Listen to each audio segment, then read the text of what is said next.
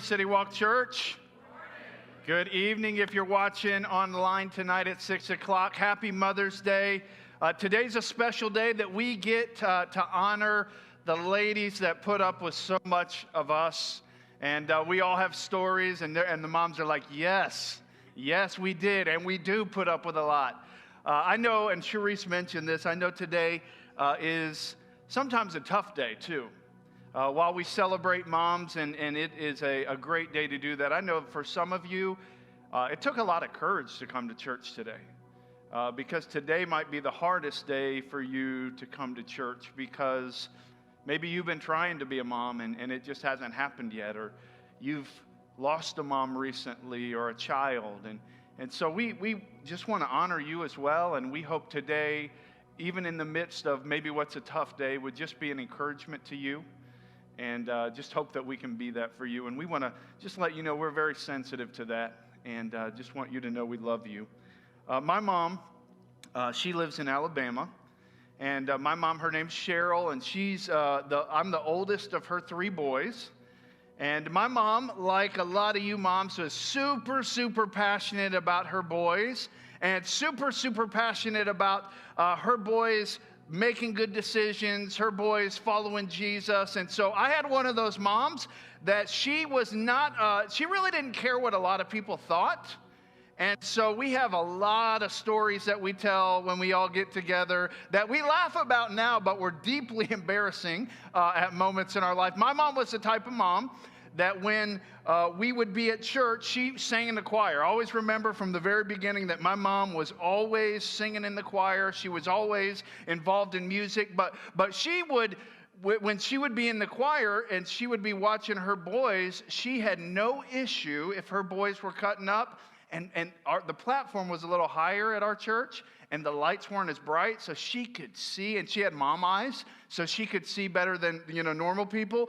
And so she could see into the where I was sitting, and she had no problem like coming down out of the choir down to where I was sitting. And my family, my dad and our family, like Richard and Elena, right where you guys are sitting, that was like our row in church.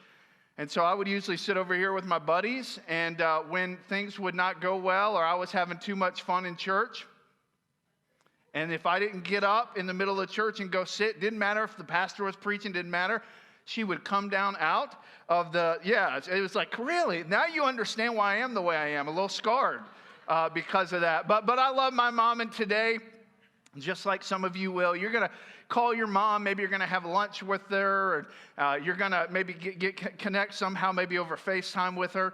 And you're going to do that just like I am, because you want to show your mom that you love her and that you honor her.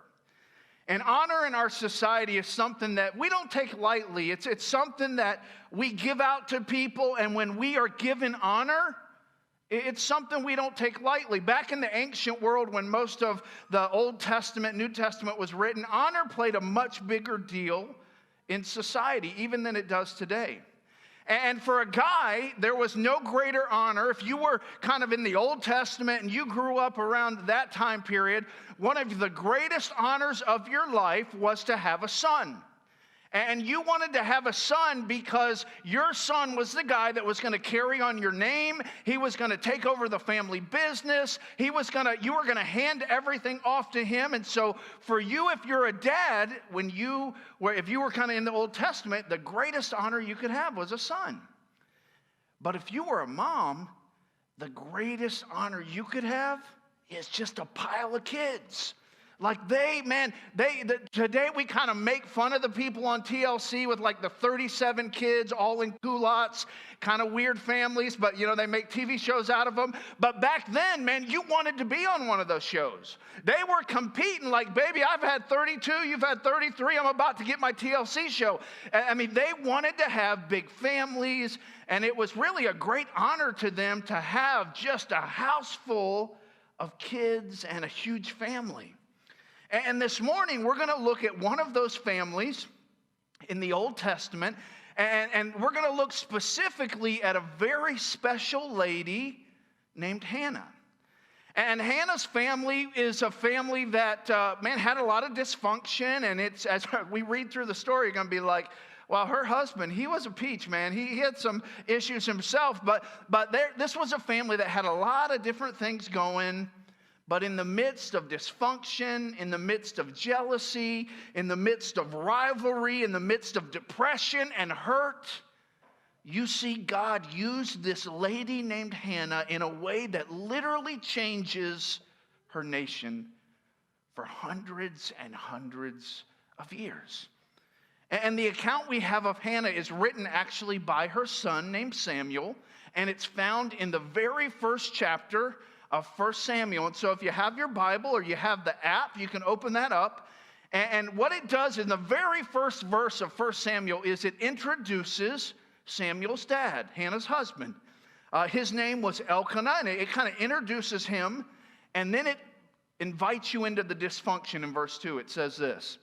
It says, he had 2 wives. The first named Hannah, and the second Peninnah. Did you just think of a sandwich when I said that? Like that's when I read that, I think of a sandwich. Peninnah had children, but Hannah had none. She was childless.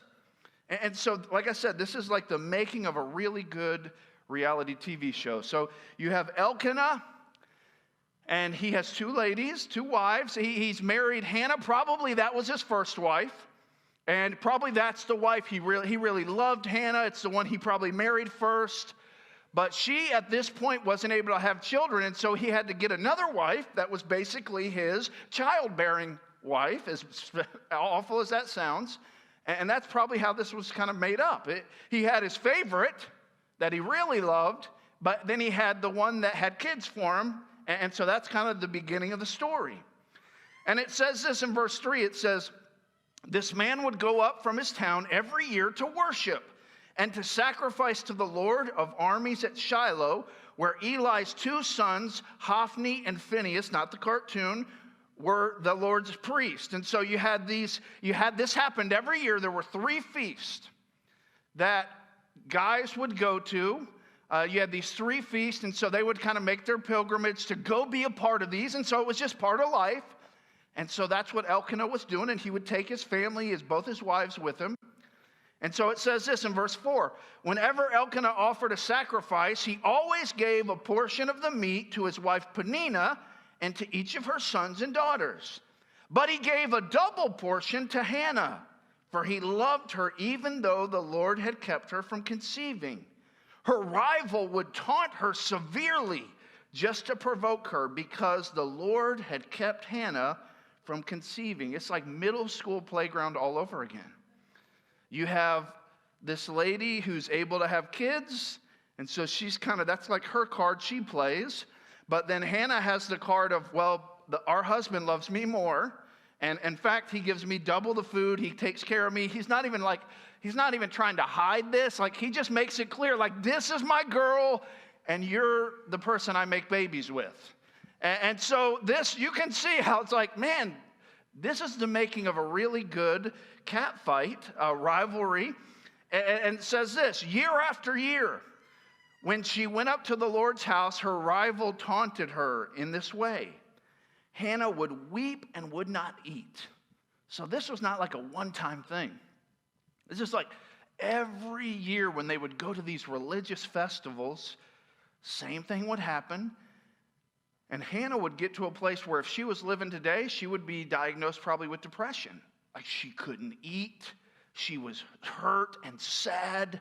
And that's just the way her life was. Every single year, the same thing happened. Peninnah kept having more kids. She kept not being able to have kids. And so Peninnah would kind of rag on her and kind of poke at her. And she would just get more depressed, not eat. And in verse 8, it says, Hannah, why are you, this is the husband, why are you crying? Her husband Elkanah would ask. Why won't you eat? Why are you troubled? Am I not better to you than 10 sons? I mean, Elkanah, he was not going to win like the humble husband award. He's like, baby, you got all this. Why do you need kids? You got me. He obviously, he needed to probably read a book or go to counseling or something like that. But you can see how this is not going to go well. And so Hannah, this lady, she literally lived in a place of insecurity. Like her whole life, she didn't wake up one day and it's like, oh, it's all better. Like just day after day, it was constantly in her face that she didn't have kids and Penina did. And so she lived from a place of insecurity. The one thing that would make everything okay, she didn't have and could do nothing about. We can probably relate with this a little bit.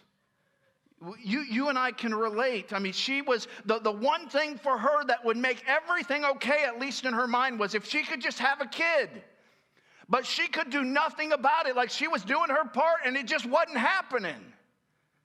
And I think if we maybe lean into this a little bit, whether you're a follower of Jesus or whether you maybe are investigating faith, we can all relate to this feeling. Because we all have things in our life that we say things like this. Hey, if only I had this, or if only this happened, or if only I made this much money, or if only the relationship was fixed, everything would be better. I want you to think about this question. What don't you have that in your mind would make everything better? If you're watching online, I want you to think about that. If you're here this morning, in your mind, what would you, if you had it, in your mind right now, you say it would all be better. Maybe for you, it's right where Hannah was. Maybe you desperately want to have a child. And it's like, man, if I could just have a child, it'd all be better. Maybe for you, it is a relationship that's broken and there's just some tension. And you're like, man, if that one thing was fixed, it would all go away. For you, maybe you have a number in your head. Hey, I make this much money. If I could only make this much money, it would all go away. It'd all be fixed. Probably all of us have at least one thing that if we really thought about it throughout our week, throughout our day, we think, man, if only, and you can fill in the blank, it would all be better. But here's what's true, whether you're a follower of Jesus or not, and this is so important that we lean into this statement. When we place all the weight on results, we are pouring fuel on the fire of insecurity. When we place all the weight on what we don't control, which we're really good at doing that, we're basically taking fuel and just pouring it on the fire of insecurity in our hearts. I remember when we started City Walk, our very first Sunday, we had worked, a lot of us had worked up to 3 years. Like this thing started 3 years before it really started. And I remember praying and working and raising funds and doing all the stuff and just pouring ourselves into it with a great team of people and wondering, is anyone going to show up? On January 27th, 2019, are we going to have an empty room? Or is anybody going to show up? And I remember, man, there was temptation to worry and feel anxious, like we had done all the stuff we thought we were supposed to do. We had prayed, we're depending on God, but at the end of the day, were any cars going to pull in the parking lot? And there was such a temptation to worry about what we had no control over. And I don't know about you, but man, I find that in my own life throughout my journey, I've had to really be careful about being anxious and worried about things I actually can't control. And that's right where Hannah found herself. The one thing that would make her okay, she had no control over, and it was the source of anxiety, and it was the source of worry. See, whether the root of your insecurity has anything to do with kids or not, we can all relate with allowing results to drive our attitudes, our anxiousness. We can all relate with that. But here's a question I want you to think about. And this is a question that Hannah dealt with, and we're going to see. What if your place of insecurity was actually the stage for God's greatest work in your life? Like, what if the thing that you say, man, if this was fixed or if this would go away, it would all be better? What if God's saying, no. I actually want to use the place of your insecurity to do my greatest work in your life. What if it was that for you? See, amid her greatest insecurity, Hannah learned a lesson that would change the history, literally, of her nation. And here's the lesson she learned. Results are from God, and for God. Results are from God and for God. For Hannah, it played out like this. Children are from God and for God, because that was the result. That was the thing for her. Follow along with me as we continue on in the story. In 1 Samuel chapter 1, verse 9, it says this. On one occasion, Hannah got up after they ate and drank. Remember, she's depressed. She can barely eat. It says she got up and after they drank at Shiloh, and it says the priest, Eli, was sitting on a chair by the doorpost of the Lord's temple. Deeply hurt, Hannah prayed to the Lord and wept with many tears. She made a vow. She pleaded, Lord of armies, if you will take notice of your servant's affliction, remember and not forget me, and give your servant a son. I will give him to the Lord all the days of his life, and his hair will never be cut. Hannah, in her depression and her not ability to not even be able to eat, she just, and I don't know what was like the catalyst to do this, but at just one point she just gets up from the table, and she just goes to where the priest is, and she just starts to pour herself out to God. And she makes a vow, and if you were to read through the Bible, you would see that no other woman in the Bible made a vow to God. But she makes a vow. In her desperation, she says, Lord, if you will just give me a son, just give me a son, I promise you, I will give him back to you. If you'll just give me a son. And it says this, while she continued praying in the Lord's presence, Eli, the priest, watched her mouth. So usually people, when they prayed out loud. So your girl here, she's just like, just nothing's coming out, but her mouth's moving a lot. So Eli's like, what's going on with this girl over here? It says, Hannah was praying silently, though her lips were moving. Her voice could not be heard. Eli thought she was drunk and said to her, how long are you going to be drunk? Get rid of your mind. It's wine, sister. Put the mimosas down. Come on. What are you doing? And she's down there. She's just praying, and she's crying out to God. She probably doesn't even realize that she's not saying anything out loud. And Eli just seeing her like, dude, what's this girl? She's all drunk, and she's up in the, what is this? Stop doing this. And then she says this. In verse 15, it says, she's kind of gives an explanation. No, my Lord, Hannah replied, I am a woman with a broken heart. I haven't had any wine. I ain't even had a beer yet. I've been pouring out my heart before the Lord. Don't think of me as a wicked woman. I've been praying from the depth of my anguish and resentment. Basically, my heart is broken, and I'm just pouring out my soul to God. And it says this in verse 17. Eli responded, go in peace, and may the God of Israel grant the request you've made of him. May your servant find favor with you, she replied. Then Hannah went on her way. She ate and no longer looked despondent. So you see this, she kind of gives the explanation, like, dude, I promise, I haven't had anything to drink. I'm just broken. I'm just pouring myself out to God. I'm desperate.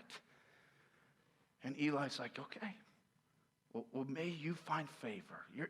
What you're praying for, God's gonna do this.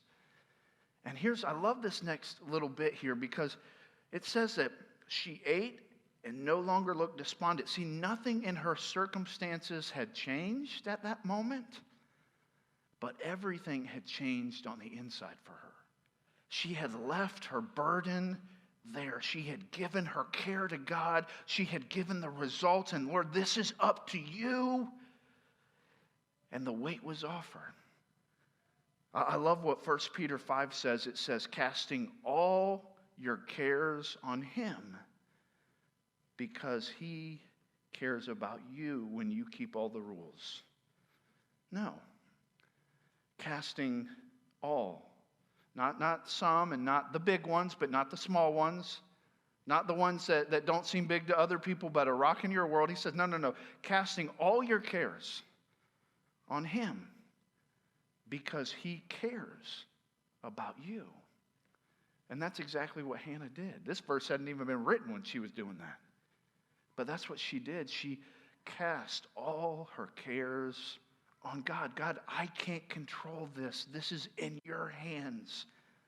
She got up and left it. And her countenance was different. It says this in verse 19. The next morning, Elkanah and Hannah got up early to worship before the Lord. Afterward, they returned home to Ramah. Then Elkanah was intimate with his wife, Hannah, and the Lord remembered her. So you guys can read between the lines on that, and it worked out.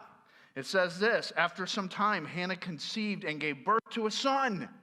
She named him Samuel because she said, I requested him from the Lord. Amidst anguish, amidst insecurity, even depression, this lady cried out to the Lord, and God answered her prayer and gave her a son that she named Samuel. And I can only imagine that every morning when she picked up Samuel, that she was reminded of God's graciousness. She was reminded of the gift her son was. She was reminded that, man, results are from God. This is God. He did this. See, Psalms 127, it says this. It says, children are a gift from the Lord. Unfortunately, sometimes people think they're an inconvenience. And they will cause inconvenience, but they aren't an inconvenience. I think we would all agree. But Hannah, I think about this. And some of you moms, you understand this. Because for some of you, you prayed for a kid for a long time.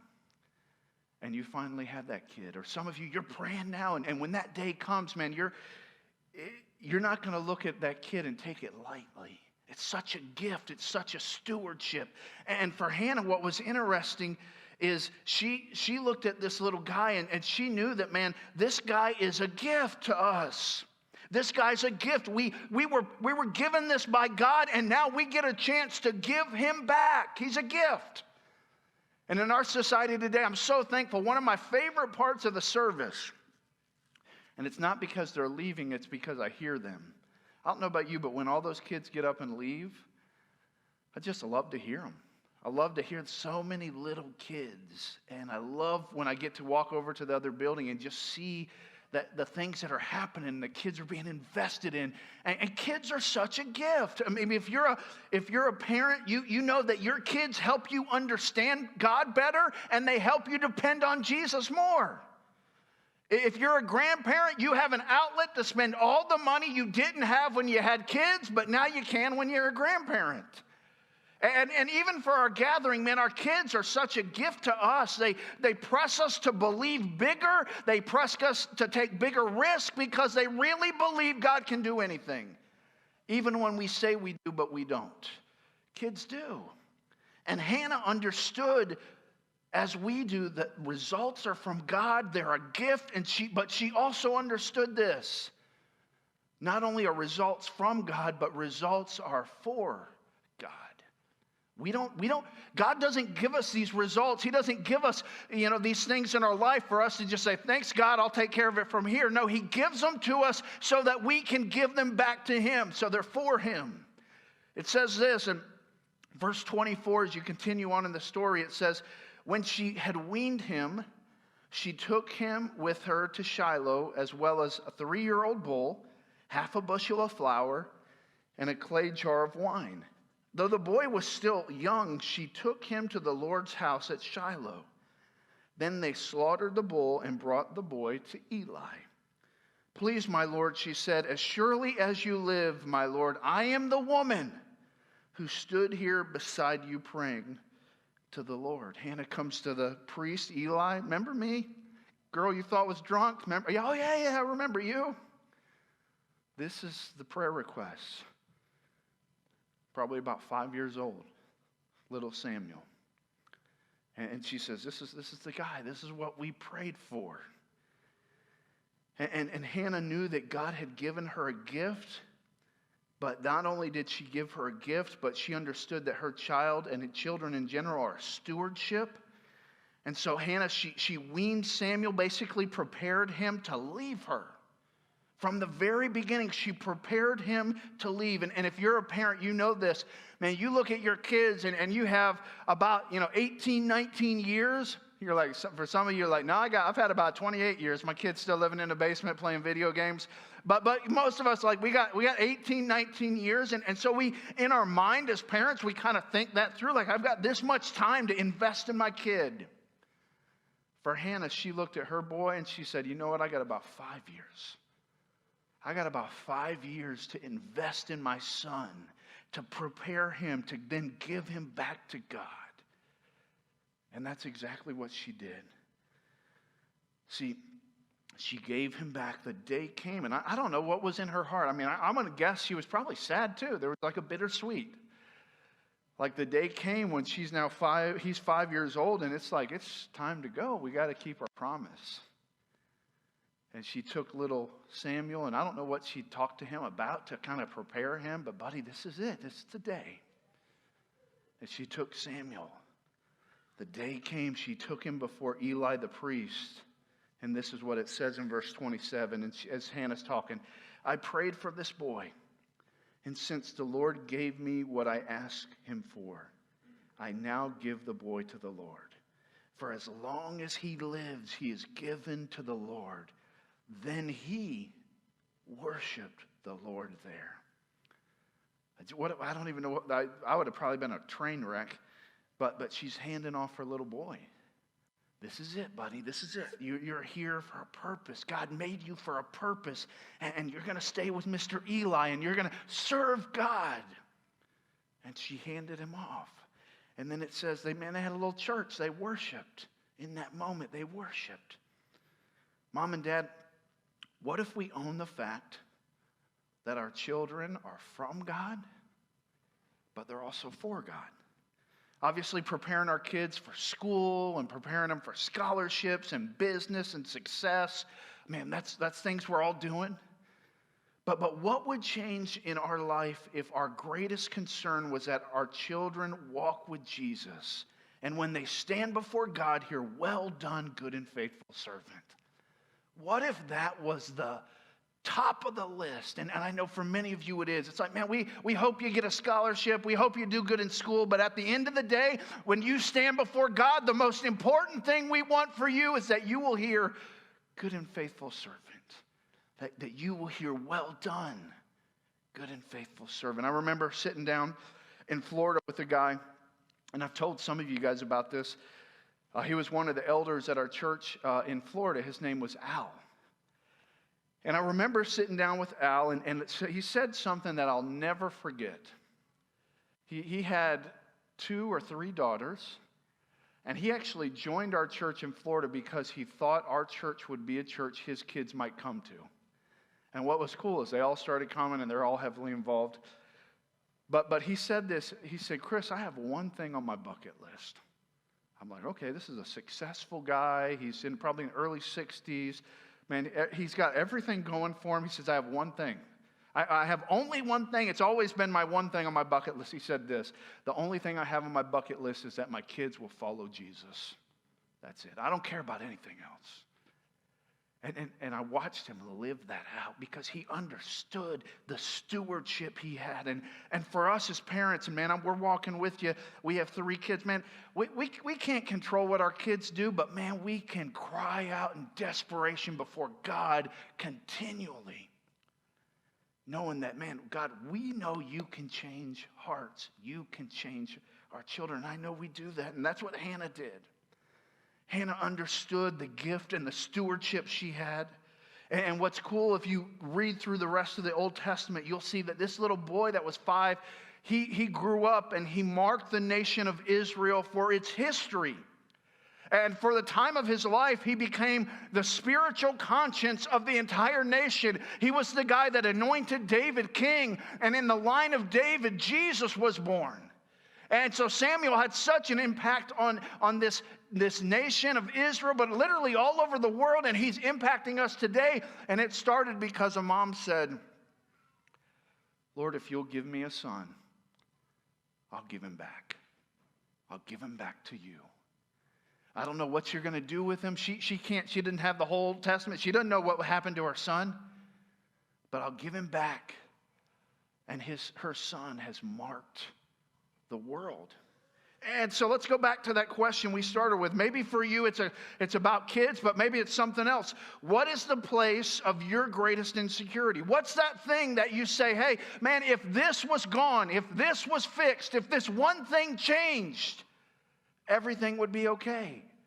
What is it for you that's that greatest area of insecurity? Maybe it is children. Maybe it is parenting. Maybe it's a relationship. Maybe it's something financial. Maybe it's something about your future. Maybe it's what other people think. And for you, that's your greatest area of insecurity. What is it for you? What is it that you would say this to? It's the if only blank happens, I will be at peace. It's the thing that fills in the blank for you. What is it? And how would life be different if, like Hannah, we embrace the fact that results are from God and for God? Because results are what keep us up at night, if we're honest. It's what is the source of our insecurity. It's the source of our anxiety. It's usually the results that we have no control over. All the while, it's the part we can't control. And honestly, we're not even held accountable to God for results. But it's the thing that gives us the greatest insecurity in our life. And maybe it is our kids. Maybe it's something else. See, we were not meant to produce results. We were meant to be faithful in the process. Some of us need to maybe write this down and read this every morning. Because we wake up and we struggle with anxiety, we struggle with worry, and we're struggling because of results that we can't control. And God's saying, you're not held accountable for that. You're not held accountable for if your kids follow me. You're not held accountable for how many people show up to this. You're not held accountable for all these things. You are held accountable for being faithful in the process. In fact, if you're an athlete, you'll hear even some coaches that'll say, trust the process. Trust the process. The results take care of itself, but trust the process.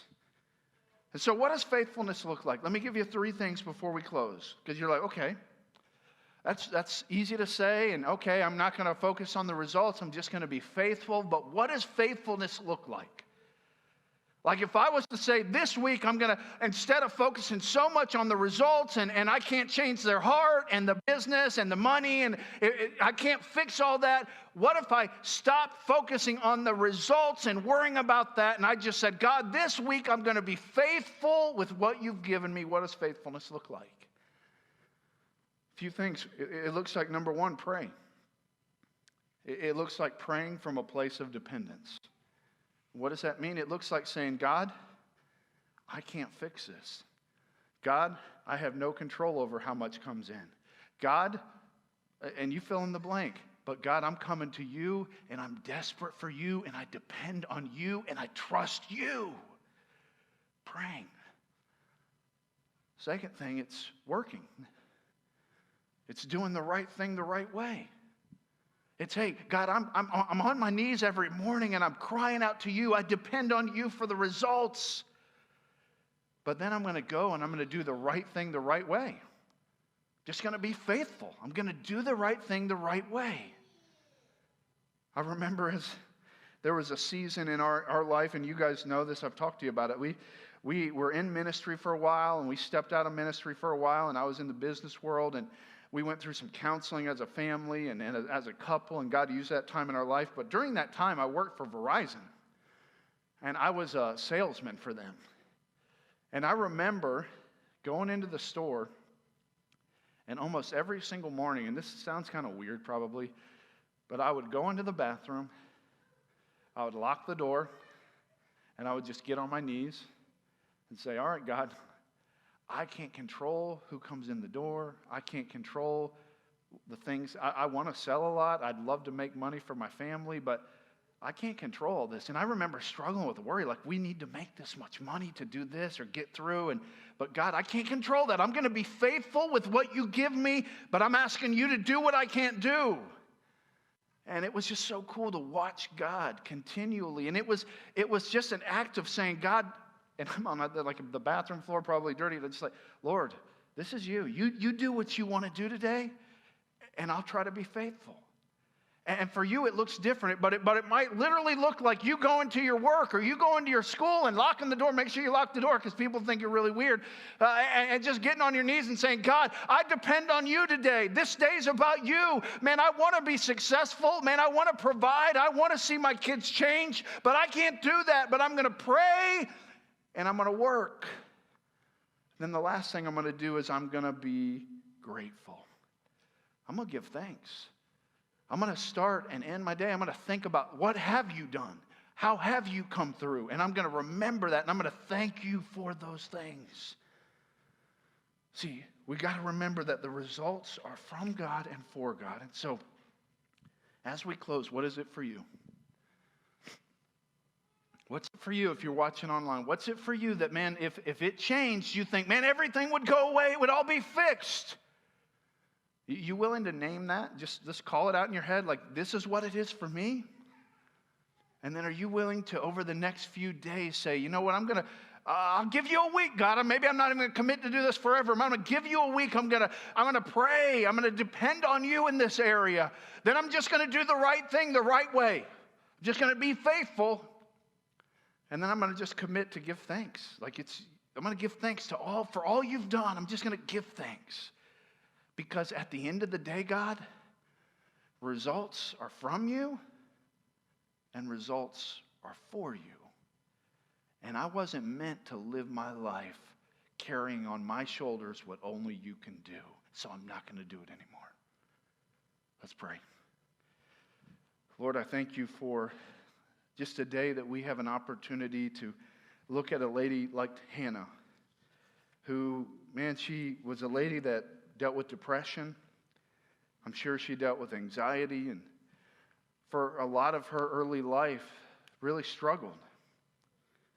And Lord, in a unique way, you brought her to a point where she depended on you and just cried out to you. And Lord, you came through in a way she would have never, ever been able to imagine or probably write. And God, I pray for each of us, whether we're watching online or whether we're here this morning, Lord, all of us, if we're honest, have things in our life that we think if they were fixed or if they changed, everything would be better. We could finally be happy. We'd finally have peace. But God, you never promised happiness in this life. You promised grace and peace and hope in the midst of what is sometimes tough. And Lord, I pray for each of us here as we have different areas of our life that we struggle in, different areas of our life that cause us to worry and have anxiety. Lord, I pray that right now we would just name that area in our mind, that we would call it out in our mind, that we would quit pretending it's not bothering us, and we would just name it. And Lord, that we would in this moment just give that over to you. Maybe it is our kids. Maybe it is our finances. Maybe it's something at work. Maybe it's something totally different. Lord, we want to give that to you, and we want to now just be faithful. And so we're going to pray. We're going to depend on you. We're going to work. We're going to do the right thing the right way, and then we're going to just be thankful. We're going to give thanks, and we're going to trust you. In Jesus' name, amen.